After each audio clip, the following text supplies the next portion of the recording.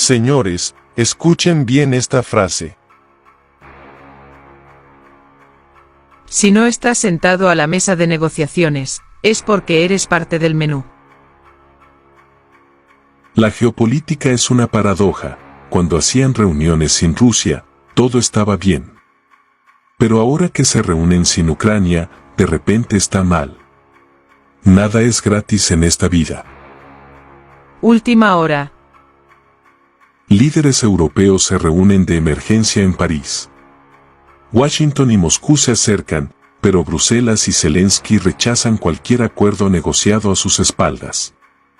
¿Se viene el quiebre del orden internacional? La alianza entre Estados Unidos y la Unión Europea enfrenta su mayor desafío tras 3 años de guerra en Ucrania. ¿Quién está realmente en la mesa y quién es el menú? Bueno, creo que estamos viendo un ejemplo claro del concepto de imperialismo. Vemos a Rusia y a Estados Unidos que no tienen ningún mandato sobre Ucrania, no tienen ningún derecho de propiedad sobre ella, decidiendo sobre el futuro de ese país y despreciando efectivamente a la Unión Europea. Pero también hay que recordar que esto no empezó ahora con la administración de Donald Trump, sino que ya en el año 2014, con la anexión rusa de la península de Crimea, la Unión Europea tenía que haber despertado ya, entendiendo que lo que estaba en juego no era solamente la seguridad y la existencia, la integridad territorial de Ucrania, sino el orden de seguridad continental. Y sin embargo, hasta ahora no ha habido una respuesta, lo cual lleva como consecuencia el intento tanto de Putin como de Donald Trump de ningunear, de marginar a la Unión Europea de cualquier posible acuerdo sobre el futuro de Ucrania.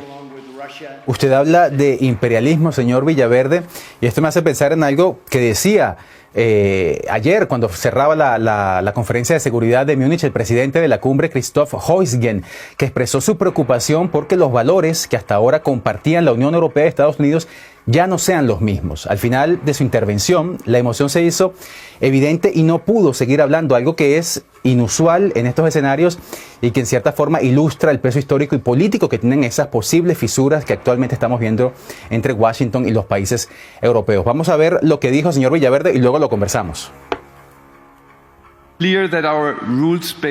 Nuestro orden internacional basado en normas está bajo presión. Creo firmemente que en un mundo cada vez más multipolar debe prevalecer un único conjunto de reglas y principios, los establecidos en la Carta de Naciones Unidas y la Declaración Universal de los Derechos Humanos. Este orden es fácil de desestabilizar, sencillo de desmoronar, pero enormemente difícil de reconstruir.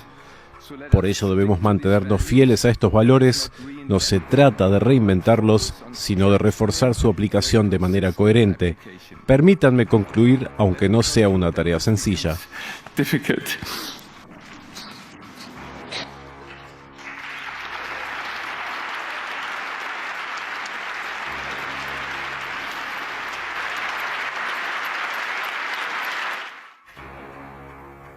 Pues se cortó el señor Heusgen y no pudo seguir hablando. Señor Villaverde, ¿está realmente en peligro el orden internacional como para ponerse a llorar?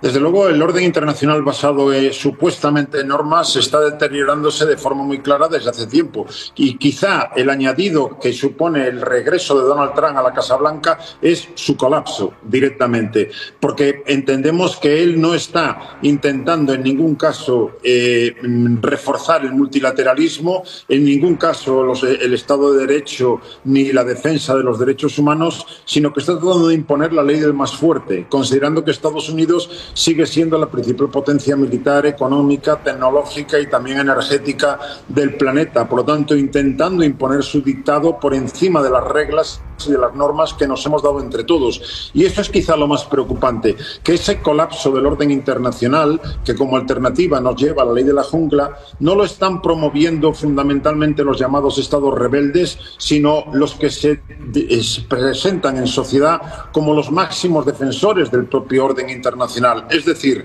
el propio Estados Unidos, en una línea de sintonía imperialista, decía antes, en donde encontramos también a Vladimir Putin, Putin, ahí está su invasión de Ucrania, y donde encontramos también a Xi Jinping en China en relación con Taiwán. En definitiva, un debilitamiento del marco institucional multilateral que a lo que nos lleva es a incrementar la competencia, también sin descartar la vía de las armas, por parte de quienes se sienten más fuertes. Evidentemente, quienes apostamos por un orden internacional, por unos valores, por unos principios, como puede ser en su conjunto la Unión Europea, salimos perdiendo en ese contexto.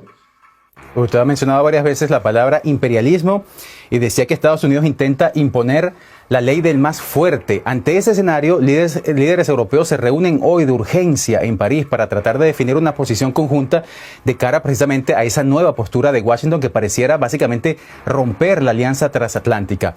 ¿Qué puede hacer Europa, señor Villaverde, para tratar de resistir lo que ahora parece inevitable?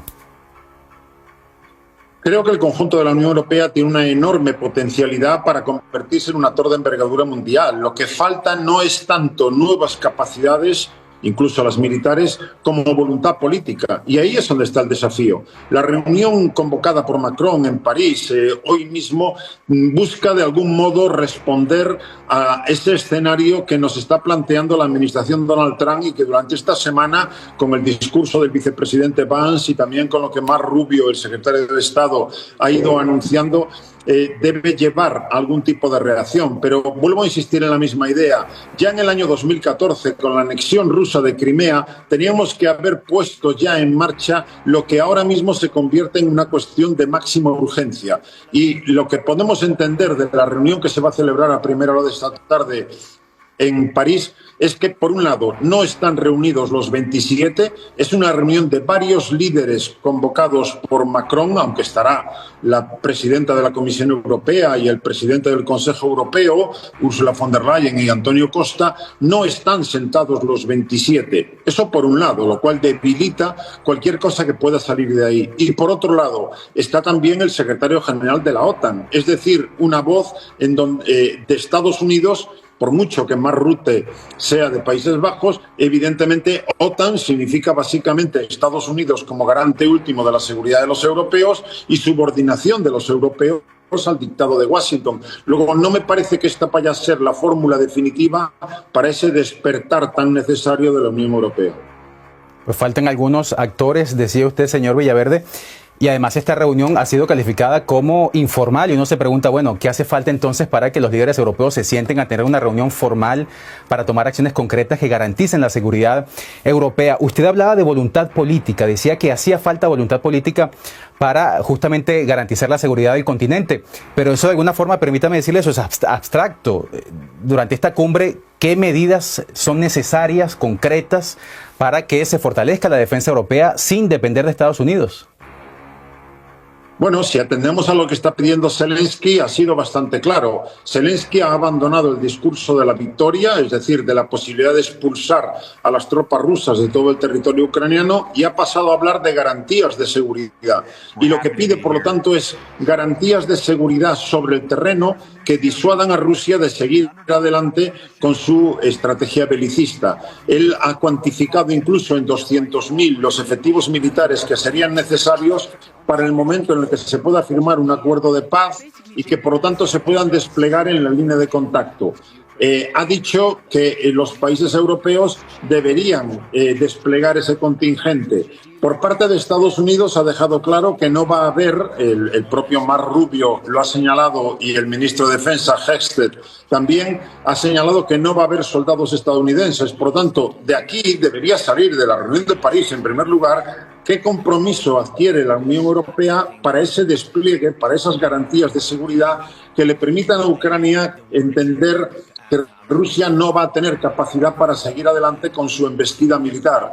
Tengo dudas de que eso vaya a ser el final de la reunión. Y por otro lado, habría que entender también que se trata de ver si el nivel de ambición de la Unión Europea llega hasta el punto de mostrarse convencida de la necesidad de sustituir a Estados Unidos en ayuda económica y en ayuda militar si finalmente Washington recorta, como ha amenazado, la ayuda a Kiev. son dos medidas claras que darían el nivel, como digo, de ambición y que si no llegamos hasta ahí nos convierte en un actor absolutamente secundario por nuestra falta de voluntad política para estar a la altura de las necesidades. El problema es que Europa se encuentra en una encrucijada porque sería ofrecer garantías de seguridad en un escenario de posguerra, luego unas negociaciones en las que no está tomando partido.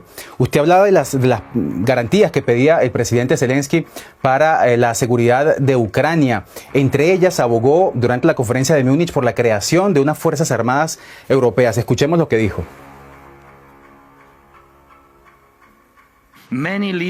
Muchos líderes han expresado la necesidad de que Europa cuente con su propio ejército.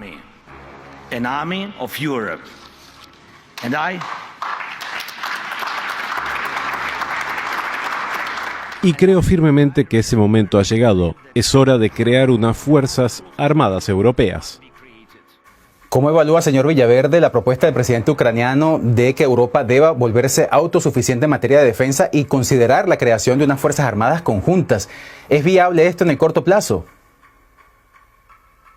Rotundamente no. Y añadiría, por desgracia, en términos teóricos ya está dibujado ese horizonte. Se llama autonomía estratégica, se llama Europa de la defensa. Es decir, la idea de dotarse de medios propios, incluyendo medios militares, para defender nuestros propios intereses, los de los 27. En cualquier caso, esa idea, ese horizonte no se ha ido concretando hasta hoy y es imposible imaginar que de la reunión de París vaya a salir una decisión de ese tipo. Por lo tanto, si colocamos el listón en ese nivel de Fuerzas Armadas Europeas, sí o no, podemos llegar de inmediato a un rotundo fracaso, porque hay que entender que un ejército europeo es el final del proceso de una unión política a la que todavía no hemos llegado. Ni siquiera hemos llegado a una unión económica entre los 27. Si a eso se le añade que la regla de juego básica dentro de los 27 es la unanimidad y hay gobiernos dentro de la Unión Europea que son claramente simpatizantes de Putin y que por lo tanto van a bloquear y a boicotear cualquier decisión en ese sentido, pues podemos entender que nos queda todavía mucho camino por recorrer para llegar a ese punto. Pero no llegar a un ejército europeo a corto plazo no quiere decir, no justifica que la Unión Europea no haga nada. Tenemos muchas capacidades comerciales, tecnológicas, económicas, financieras, para poder ayudar a Ucrania a resistir la embestida rusa. Se trata de ver si todo eso se pone al servicio de una agenda común o si seguimos pensando en términos nacionalistas, como desgraciadamente suele ser la realidad. Pues usted menciona divisiones políticas en el seno de la Unión Europea, señor Villaverde, y el canciller húngaro hacía evidentes esas divisiones en el día de hoy, diciendo que en París se están reuniendo los que no quieren la paz en Ucrania. ¿Cómo podrían esas divisiones internas afectar la unidad europea frente a Rusia? Están afectando ya. Hay que reconocer que entre los 27 tenemos un grupo de los llamados europeístas que apuestan por esa autonomía estratégica a la que hacía referencia hace un minuto, pero por otro lado están los llamados atlantistas, fundamentalmente los vecinos inmediatos de Rusia, con Hungría incluida, que siguen entendiendo que con la OTAN ya es suficiente, que no necesitamos una capacidad propia de seguridad y defensa de la Unión Europea y que por lo tanto no van a facilitar el que demos el paso. Más aún, todavía quedan los neutrales, Irlanda, Austria, miembros de la Unión Europea que se declaran neutrales. Por lo tanto, hay unas divergencias internas que frenan la posibilidad de llegar hasta ese punto de una Europa de la defensa en la medida, como he dicho, que la unanimidad es la regla de juego básica para tomar decisiones de ese calado. Y esas divergencias están siendo explotadas ahora mismo tanto por Donald Trump, que no quiere hablar con Bruselas, prefiere hablar con las capitales en términos bilaterales de algunos países europeos, porque de ese modo pues tiene más fuerza y tiene más capacidad para imponer su dictado, y lo estamos viendo también por el lado de Putin, que aprovecha esos simpatizantes que tiene dentro del club comunitario para evitar que la Unión Europea pueda tener una voz única en el escenario internacional. Pues hablamos de divisiones internas en la Unión Europea, pero sin embargo algunas voces sí pareciera que comienzan a alinearse, señor Villaverde, y me refiero al Reino Unido y a Suecia, que han sugerido que podrían enviar tropas a Ucrania para garantizar la paz. ¿Podría esto marcar el inicio de un mayor compromiso militar europeo en este conflicto? Ojalá sea así, porque si llegamos al hipotético caso de que esas negociaciones que ahora se inician terminen con un acuerdo, en ese acuerdo hará falta, como digo, garantías de seguridad, y eso se concreta en el despliegue de efectivos militares en la línea de contacto. Luego, desde ese punto de vista, cabe imaginar que algunos gobiernos europeos van a tomar la decisión de enviar soldados a la línea de contacto. Que lo haga el Reino Unido no es en realidad ninguna sorpresa, puesto que Londres ha sido uno de los principales apoyos económicos y militares a Ucrania durante estos últimos 3 años, y con el cambio de gobierno ha mantenido esa misma línea ahora con el primer ministro, con Starmer. Pero también vemos cómo hay otros gobiernos, por ejemplo el polaco, que desde principios han descartado la posibilidad de enviar algún contingente a esa fuerza de mantenimiento de la paz que podría ser una realidad en el próximo futuro. Y cabe imaginar que otros países que son vecinos inmediatos de Rusia van a tomar esa misma actitud para no molestar a Moscú, y que por lo tanto todo eso va a crear más dificultades para encontrar suficientes efectivos militares que disuadan a Rusia de volver a las andadas, de volver a apostar por la fuerza dentro de un tiempo.